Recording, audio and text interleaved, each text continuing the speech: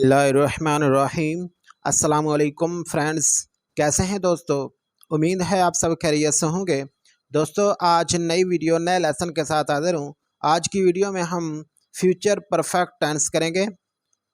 Future perfect tense क्या होता है? फ़ेल मुस्तकबल मुकम्मल। फ़ेल मुस्तकबल मुकम्मल फ्यूचर परफेक्ट टेंस की उर्दू में पहचान कैसे होती है? दोस्तों, फ्यूचर परफेक्ट टेंस की उर्दू में पहचान दो तरह से होती है। उर्दू में इसकी पहचान कितनी तरह से होती है? दो तरह से। एक होती है ने के बगैर और एक होती है ने के साथ। याद रखिएगा, फ्यूचर परफेक्ट टेंस की उर्दू में पहचान दो तरीक़ों से होती है। एक ने के बगैर होती है और एक ने के साथ होती है। ने के बगैर कैसे होती है? ने के बगैर उर्दू में पहचान उन उर्दू फ़िक्रात के आखिर में चुका होगा, चुका हूँगा या चुकी होगी वगैरह आता है। ने के बगैर फ्यूचर परफेक्ट टेंस में ने के बगैर उर्दू में पहचान उनके आखिर में चुका होगा, चुकी होगी, चुके होंगे वगैरह आगा। जैसे ये मैंने आपको एग्जांपल दी, वो अपना काम ख़त्म कर चुका होगा। वो अपना काम ख़त्म कर चुका होगा। इसमें देखें आखिर में चुका होगा आ रहा है। मैं नज़म ज़बानी याद कर चुका हूँगा, आखिर में आ रहा है चुका हूँगा। फ़ातिमा कपड़े धो चुकी होगी, आखिर में चुकी होगी आ रहा है। ये है ने के बगैर फ्यूचर परफेक्ट टेंस। फ़ेल मुस्तकबल मुकम्मल में ने के बगैर पहचान ऐसे होती है कि उर्दू फ़िक्रात के आखिर में चुका होगा, चुकी होगी, चुका हूँगा वगैरह आता है। और ने के साथ कैसे होती है? ऐसे फ़िक्रात फ्यूचर परफेक्ट टेंस के ऐसे फ़िक्रात जिनके आखिर में अलिफ होगा, छोटी ये होगी और बड़ी ये होंगे वगैरह आए और इसमें ने भी आता है ने के साथ। जैसे उसने अपना काम ख़त्म कर लिया होगा। जब ने के साथ इसकी पहचान करेंगे तो आखिर में अलिफ होगा आएगा, ठीक है। और छोटी ये होगी ये आएगा और बड़ी ये होंगे ऐसे आएगा ने के साथ। ने के साथ जब फ्यूचर परफेक्ट टेंस की पहचान करते हैं तो उसके आखिर में अलिफ होगा, छोटी ये होगी, बड़ी ये होंगे वगैरह आता है। और जब ने के बगैर होती है तो आखिर में चुका होगा, चुकी होगी, चुके होंगे वगैरह आता है, ठीक है। फ्यूचर परफेक्ट टेंस की उर्दू में पहचान दो तरह से होती है, ठीक है। समझ आ रही है ना? एक होती है ने के बगैर, एक होती है ने के साथ। ने के बगैर होती है आखिर में चुका होगा, चुकी होगी वगैरह आता है और ने के साथ आखिर में अलिफ होगा, छोटी ये होगी, बड़ी ये होंगे वगैरह आता है, ठीक है। ये फ्यूचर परफेक्ट टेंस की उर्दू में पहचान है। अब हम करते हैं फ्यूचर परफेक्ट टेंस को इंग्लिश में कैसे ट्रांसलेट करते हैं। अगर ऐसे फ़िक्रात आ जाएं उर्दू में, ऐसे सेंटेंस आ जाएं जिनके आखिर में चुका होगा, चुकी होगी वगैरह आए और अलिफ होगा, छोटी ये होगी, बड़ी ये होंगे वगैरह आए, तो उसको जब इंग्लिश में ट्रांसलेट करते हैं तो वो कैसे करते हैं? फ्यूचर परफेक्ट टेंस को, फ़ेल मुस्तकबल मुकम्मल को जब इंग्लिश में ट्रांसलेट करते हैं तो सबसे पहले सब्जेक्ट लिखते हैं। सब्जेक्ट मीन्स फ़ाइल। उसके बाद हेल्पिंग वर्ब, इमदादी फ़ेल, विल हैव या शैल हैव लगाते हैं, ठीक है। सब्जेक्ट के बाद, फ़ाइल के बाद हेल्पिंग वर्ब, इमदादी फ़ेल, विल हैव या शैल हैव लगाते हैं। उसके बाद वर्ब की थर्ड फॉर्म यूज़ करते हैं। फ्यूचर परफेक्ट टेंस में वर्ब की थर्ड फॉर्म यूज़ करते हैं। और एंड पे ऑब्जेक्ट, ऑब्जेक्ट मीन्स मफ़ऊल, ठीक है, मफ़ऊल लगाते हैं। फ्यूचर परफेक्ट टेंस में फ़ेल मुस्तकबल मुकम्मल में सबसे पहले सब्जेक्ट लिखते हैं।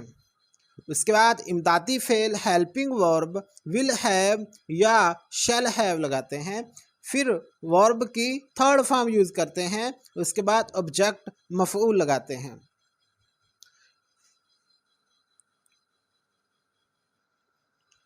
फ्यूचर परफेक्ट टेंस की कुछ एग्जाम्पल देखते हैं।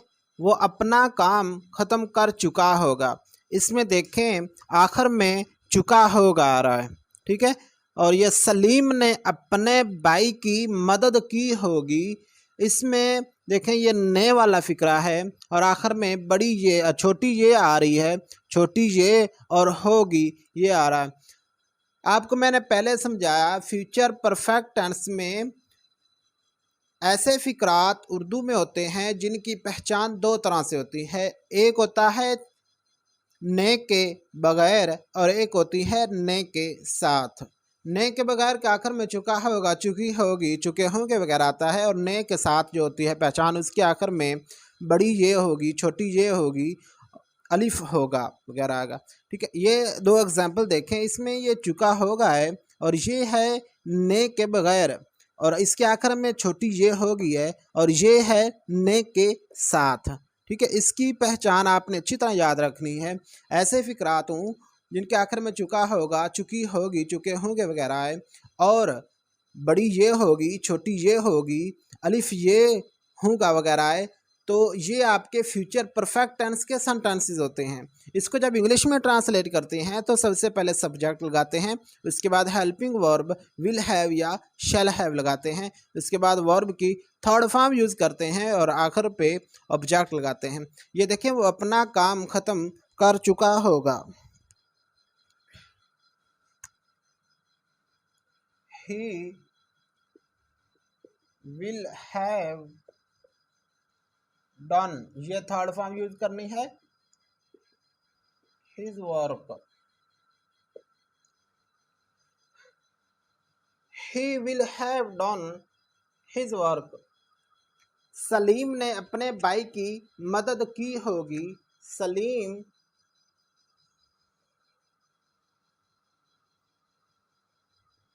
will have helped his brother।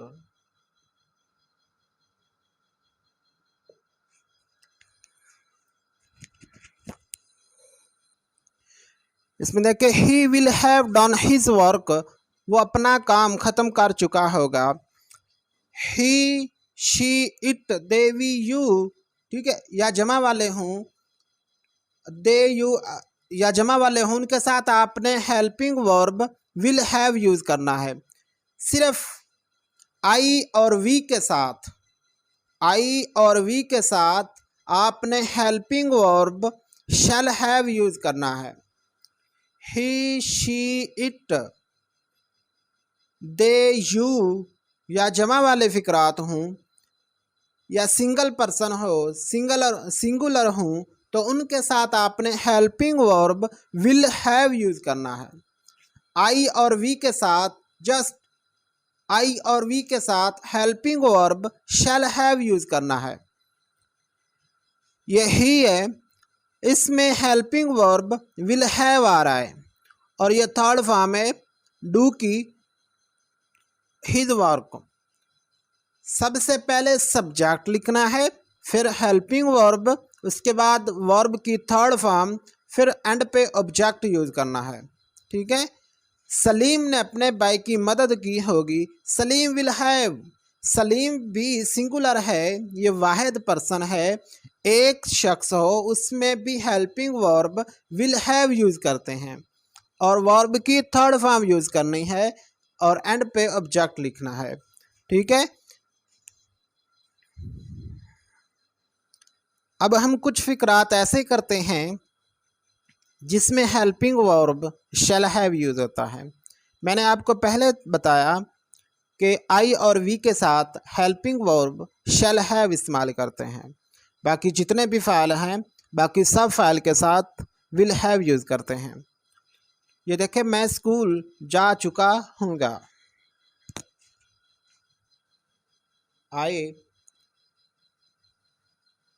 Shall have, गो जाना आता है, इसकी third form went, gone, gone third form use.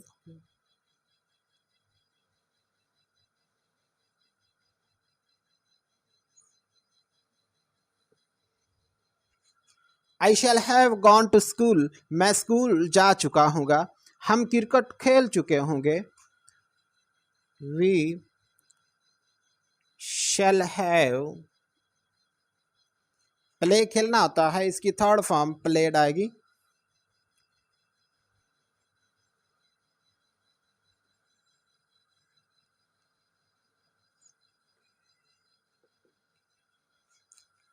We shall have played cricket, हम क्रिकेट खेल चुके होंगे। इसमें देखें आई है और वी ये सब्जेक्ट हैं। आई और वी के साथ हेल्पिंग वर्ब शैल हैव इस्तेमाल करते हैं। आई और वी के साथ हेल्पिंग वर्ब शैल हैव इस्तेमाल करते हैं। बाकी जितने भी फाइल हैं, बाकी सब फाइल के साथ will have helping verb use करते हैं। विल हैव ये आपने अच्छी तरह याद रखना है। शैल हैव हेल्पिंग वर्ब है और ये कहाँ इस्तेमाल करते हैं? विल हैव हेल्पिंग वर्ब है, ये कहाँ इस्तेमाल करते हैं? मैंने आपको बताया आई और वी के साथ हेल्पिंग वर्ब शैल हैव इस्तेमाल करते हैं। बाकी जितने भी फिक्रात हैं, बाकी जितने भी फाइल हैं, बाकी सब फाइल के साथ हेल्पिंग वर्ब विल हैव इस्तेमाल करते हैं। बाज़ औक़ात एक जुमले में दो काम होते हैं। ऐसे जुमलों में प्रिंसिपल क्लॉज का तर्जमा इस टेंस में और सब ऑर्डिनेट क्लॉज का तर्जमा प्रेजेंट इंडेफिनिट टेंस में करते हैं। ठीक है, कुछ सेंटेंसेस ऐसे होते हैं जिनमें दो काम होते हैं। एक जुमला होता है और उसमें दो काम होते हैं, तो उसको जब इंग्लिश में ट्रांसलेट करते हैं तो प्रिंसिपल क्लॉज को फ्यूचर परफेक्ट टेंस में करते हैं और सब ऑर्डिनेट क्लॉज को प्रेजेंट इंडेफिनिट टेंस में करते हैं। इसी की मैं आपको एग्जांपल देता हूँ। ये देखें, ये एक फिक्रा है, एक सेंटेंस है, इसमें दो काम हो रहे हैं। सूरज निकलने से पहले हम मंजिल मकसूद पर पहुंच चुके होंगे। इसमें दो काम आ रहे हैं। तुम्हारे स्कूल पहुंचने से पहले उस्ताद हाज़िरी लगा चुके होंगे। इसमें भी दो काम आ रहे हैं। और आखिर में देखो, ये चुका हूँगा, चुके होंगे वगैरह आ रहे। ऐसे फिक्रात जिनके आखिर में चुके होंगे, चुका होगा, चुकी होगी वगैरह आए, या छोटी ये होगी, बड़ी ये होगी, अलिफ होगा वगैरह है, तो ये फ्यूचर परफेक्ट टेंस के सेंटेंस होते हैं। ऐसे भी सेंटेंस होते हैं जिनमें दो काम होते हैं, जैसे ये सूरज निकलने से पहले हम मंजिल मकसूद पर पहुंच चुके होंगे। ऐसे सेंटेंस इसमें दो काम होते हैं। जब इसको इंग्लिश में ट्रांसलेट करते हैं तो प्रिंसिपल क्लॉज को पहले ट्रांसलेट करते हैं और यो प्रिंसिपल क्लॉज को फ्यूचर परफेक्ट टेंस में करते हैं। और सब ऑर्डिनेट क्लॉज जो होता है उसको प्रेजेंट इंडेफिनिट टेंस में ट्रांसलेट करते हैं। उर्दू में सब पहले तो सब ऑर्डिनेट क्लॉज आ रहा, सूरज निकलने से पहले, सूरज निकलने से पहले ये सब ऑर्डिनेट क्लॉज है। हम मंजिल मकसूद पर पहुंच चुके होंगे, ये प्रिंसिपल क्लॉज है। जब इसको इंग्लिश में ट्रांसलेट करेंगे तो पहले हम प्रिंसिपल क्लॉज को ट्रांसलेट करेंगे, उसके बाद हम सब ऑर्डिनेट क्लॉज को ट्रांसलेट करेंगे इंग्लिश में। आपको मैंने बताया जब ऐसे फिक्रात हूँ इसको इंग्लिश में ट्रांसलेट करना हो तो पहले हम प्रिंसिपल क्लॉज करेंगे, ठीक है, उसके बाद हम करेंगे सब ऑर्डिनेट क्लॉज।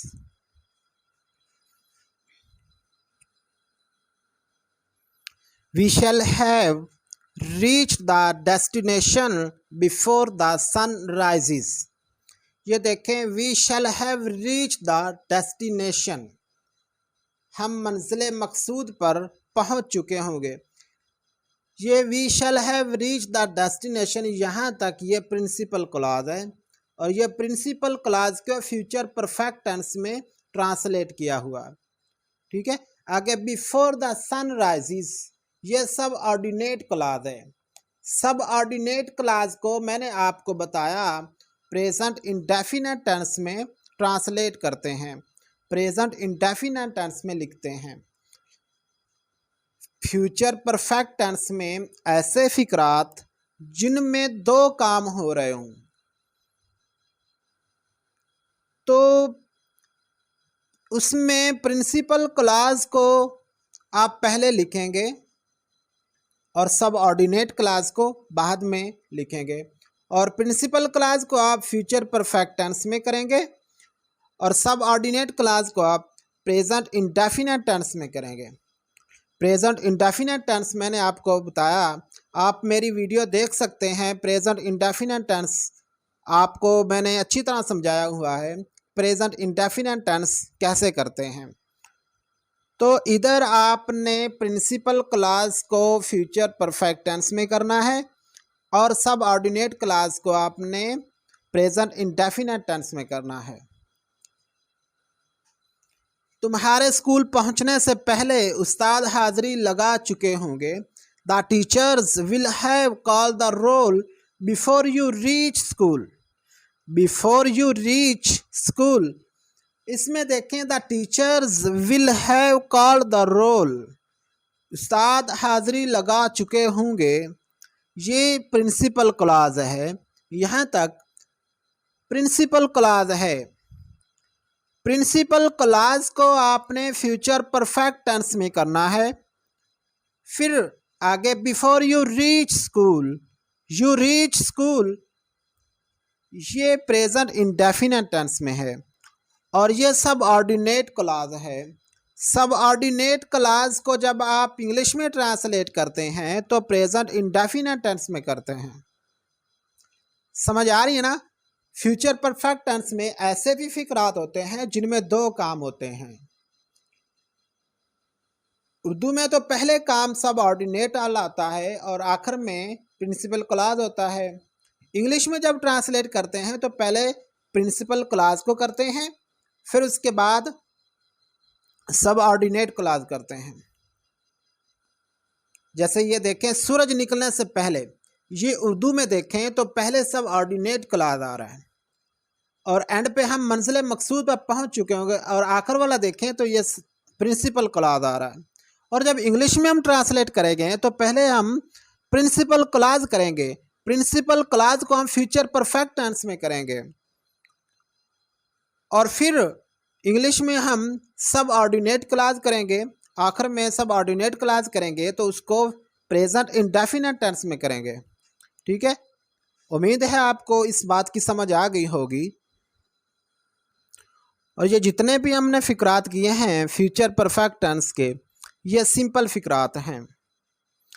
सिंपल फिक्रात में आपने पहले सब्जेक्ट लगाना होता है, फिर हेल्पिंग वर्ब विल हैव या शैल हैव लगाना है।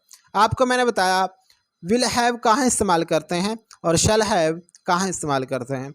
उसके बाद वर्ब की थर्ड फॉर्म यूज़ करते हैं, उसके बाद ऑब्जेक्ट मफऊल लगाते हैं। अब हम करते हैं negative sentences, future perfect tense के negative sentences. Future perfect tense को जब नेगेटिव सेंटेंसेस में चेंज करते हैं तो इमदादी फेल विल या शैल के बाद नॉट लगाते हैं और नॉट के बाद हैव लगाते हैं। बाकी फ़िक्रा वैसे ही लिखते हैं। ठीक है, फेल मुस्तकबल मुकम्मल के फ़िक्रात को मनफी फ़िक्रात में तब्दील करने के लिए इमदादी फेल विल या शैल के बाद नॉट लगाते हैं और नॉट के बाद हैव लगाते हैं। ठीक है, इमदादी फेल आपको मैंने बताया पहले, इमदादी फेल इसमें यूज़ होता है शैल हैव और will have future perfect tense में। फ्यूचर परफेक्ट टेंस को जब मनफी फ़िक्रात में तब्दील करते हैं, फ्यूचर परफेक्ट टेंस के ऐसे फ़िक्रात जो नेगेटिव हों, तो उसमें इमदादी फेल विल या शैल के बाद नॉट लगाना है और नॉट के बाद हैव लगाना है। विल हैव नॉट नहीं लिखना, विल नॉट हैव लिखना है। ठीक है, पहले विल या शैल लगाना है, उसके बाद नॉट लगाना है, फिर हैव लगाना है। जैसे मैंने आपको एग्जांपल दी, फातिमा कपड़े नहीं धो चुकी होगी, ये नेगेटिव सेंटेंस है। आपको पता ही है नेगेटिव सेंटेंसेस मनफी फ़िक्रात कैसे होते हैं। मनफी फ़िक्रात ऐसे फ़िक्रात होते हैं जिनमें नेगेटिविटी हो, जिनमें नहीं हो। जैसा इसमें देखें, फातिमा कपड़े नहीं धो चुकी होगी, ये नहीं आ रहा है, ये नेगेटिव सेंटेंस है। ऐसे सेंटेंस को जब इंग्लिश में ट्रांसलेट करते हैं तो हेल्पिंग वर्ब इमदादी फेल को विल या शैल हूँ तो उसके बाद नॉट लगाते हैं, बाकी फिक्रा वैसे ही लिखते हैं। वर्ब की थर्ड फॉर्म यूज करते हैं, अर्न पे ऑब्जेक्ट लगाते हैं। जैसे Fatima will not have washed the clothes. Fatima will not have, इसमें देखे विल नॉट हैव, विल के बाद नॉट आ रहा है, फिर उसके बाद हैव आ रहा है। बाकी फिक्रा वैसे ही है जैसे आप पहले सिंपल फिक्रात में कर रहे थे। वर्ब की थर्ड फॉर्म यूज करते हैं, अर्न पे ऑब्जेक्ट लगाते हैं। ठीक है, इसमें भी आई और वी के साथ विल नॉट हैव आएगा, शैल नॉट हैव आएगा। बाकी जितने भी सब्जेक्ट हैं उन सब के साथ विल नॉट हैव आएगा। फ्यूचर परफेक्ट टेंस को जब मनफी फिक्रात में तब्दील करते हैं तो इमदादी फेल विल या शैल के बाद नॉट लगाते हैं और नॉट के बाद हैव लगाते हैं। बाकी फिक्रा वैसे ही लिखते हैं। ठीक है, अब हम करते हैं interrogative sentences, future perfect tense के सवालिया फिक्रात। फ्यूचर परफेक्ट टेंस को जब सवालिया फिक्रात में तब्दील करते हैं तो इमदादी फेल विल या शैल को फिक्रा के शुरू में लगा देते हैं और फाइल के बाद हैव लगाते हैं। फेल मुस्तकबल मुकम्मल के फिक्रात को सवालिया फिक्रात में तब्दील करने के लिए इमदादी फेल विल या शैल को फिक्रा के शुरू में लगा देते हैं। ठीक है, फिक्रा के शुरू में क्या आना है, विल या शैल, और फाइल के बाद हैव लगाते हैं और बाकी फिक्रा वैसे ही लिखते हैं। जैसे क्या मैं लिख चुका हूँगा, आखिर में देखें चुका हूँगा वगैरह आ रहा है तो ये सवालिया सेंटेंस है, ये सवालिया है, आखिर में चुका हूँगा आ रहा है, ये फ्यूचर परफेक्ट टेंस का इंटरोगेटिव सेंटेंस है। इंटरोगेटिव सेंटेंस हो तो उसको जब इंग्लिश में ट्रांसलेट करते हैं तो विल या शैल को फिक्रा के शुरू में लगा देते हैं और ये फाइल के बाद हैव लगाते हैं। ठीक है, जैसे मैं लिख चुका हूँगा, shall I have written, shall I have written, क्या मैं लिख चुका हूँगा। आई के साथ आपको बताया है मैंने, शैल इस्तेमाल करते हैं, शैल हैव इस्तेमाल करते हैं। ऐसे फिक्रात जिनको आप इंटरोगेटिव सेंटेंस में तब्दील करते हैं और फ्यूचर परफेक्ट टेंस हो तो उसमें आप हेल्पिंग वर्ब विल या शैल को फिक्रा के शुरू में लगा देते हैं और फाइल के बाद नॉट लगाते हैं। और एक बात याद रखनी है आपने, अगर इंटरोगेटिव प्रोनाउन हो, इंटरोगेटिव प्रोनाउन को विल या शैल से पहले लिखते हैं। इंटरोगेटिव प्रोनाउन को विल या शैल से पहले लिखते हैं, फिर आप विल के बाद फाइल लिखते हैं, उसके बाद हैव लिखते हैं। जैसे ये देखें, मेरा रुपयों का थैला लेकर कौन चलता बना होगा। Who will have made off with my bag of money? Who will, ये देखें कौन, ये है interrogative pronoun. Interrogative pronoun when, who, why ऐसे हूँ तो उनको आप विल या शैल से पहले लिखते हैं। ठीक है, इंटेरोगेटिव प्रोनाउन को विल या शैल उसके बाद उससे पहले लिखते हैं। ठीक है, इसमें देखें, who will have made of with my bag of money, मेरा रुपयों का थैला लेकर कौन चलता बना होगा। इंटेरोगेटिव प्रोनाउन को विल या शैल से पहले लिखा जाता है। और फ्यूचर परफेक्ट टेंस को जब इंटेरोगेटिव सेंटेंस में तब्दील करते हैं तो विल या शैल को फिक्रा के शुरू में लगा देते हैं और फाइल के बाद हैव लगाते हैं और बाकी फिक्रा वैसे लिखते हैं। बाकी फिक्रा वैसे लिखने का मतलब क्या है, इसमें वर्ब की थर्ड फॉर्म यूज़ करते हैं और एंड पे आप ऑब्जेक्ट मफऊल लिखते हैं। ठीक है, ये है फ्यूचर परफेक्ट टेंस का इंटेरोगेटिव सेंटेंस। अब हम करते हैं फ्यूचर परफेक्ट टेंस के सवालिया मनफी फिक्रात। एक ही फिक्रा दिया गया है, एक ही सेंटेंस दिया गया है जिसमें नेगेटिविटी भी है और सवाल भी है, सवालिया भी है और मनफी भी है। तो अब हम करते हैं वो सवालिया मनफी सेंटेंसेस। फ्यूचर परफेक्ट टेंस को जब सवालिया मनफी फ़िक्रात में तब्दील करते हैं तो इमदादी फ़ेल विल या शेल को फ़िक्रा के शुरू में लगा देते हैं और फ़ाइल के बाद नॉट हैव लगाते हैं, बाकी फ़िक्रा वैसे ही लिखते हैं। ठीक है। फ्यूचर परफेक्ट टेंस को जब सवालिया मनफी फ़िक्रात में तब्दील करते हैं, सवालिया मनफी फ़िक्रात कैसे होते हैं? एक सेंटेंस दिया होता है, एक फ़िक्रा होता है जिसमें सवाल भी होता है और नेगेटिविटी भी होती है और नहीं भी होती है, और आखिर में चुका होगा, चुकी होगी, चुके होंगे वगैरह है, या अलिफ होगा, छोटी ये होगी, बड़ी ये होंगे वगैरह है। तो ये फ्यूचर परफेक्ट टेंस के सवालिया मनफी सेंटेंस होते हैं। ऐसे फ़िक्रात को जब इंग्लिश में ट्रांसलेट करते हैं तो सबसे पहले आप विल या शेल को फ़िक्रा के शुरू में लगा देते हैं और बाकी फ़ाइल के बाद आप नॉट हैव लगाते हैं, बाकी फ़िक्रा वैसे ही लिखते हैं। बाकी फ़िक्रा वैसे लिखने का मतलब इसमें वर्ब की थर्ड फॉर्म यूज़ करते हैं और एंड पे ऑब्जेक्ट लगाते हैं। जैसे ये देखें, क्या मैं स्कूल नहीं जा चुका हूँगा, इसमें सवाल भी है और नेगेटिविटी भी है। एक ये सेंटेंस दिया हुआ है, एक ये फ़िक्रा है, इसमें सवाल भी हो रहा है और नेगेटिविटी भी आ रही है और इसमें नहीं भी आ रही है। ऐसा सेंटेंस सवालिया मनफी सेंटेंस होता है। इसको जब इंग्लिश में ट्रांसलेट करते हैं तो शेल या विल इसको फ़िक्रा के शुरू में लगा देते हैं, फिर फाइल लगाते हैं। ठीक है। फाइल के बाद नॉट हैव लगाना है और वर्ब की थर्ड फॉर्म यूज़ करनी है, उसके बाद ऑब्जेक्ट लगाना है। आई और वी के साथ शेल इस्तेमाल करना है, फिर आई के बाद नॉट हैव इस्तेमाल करना है।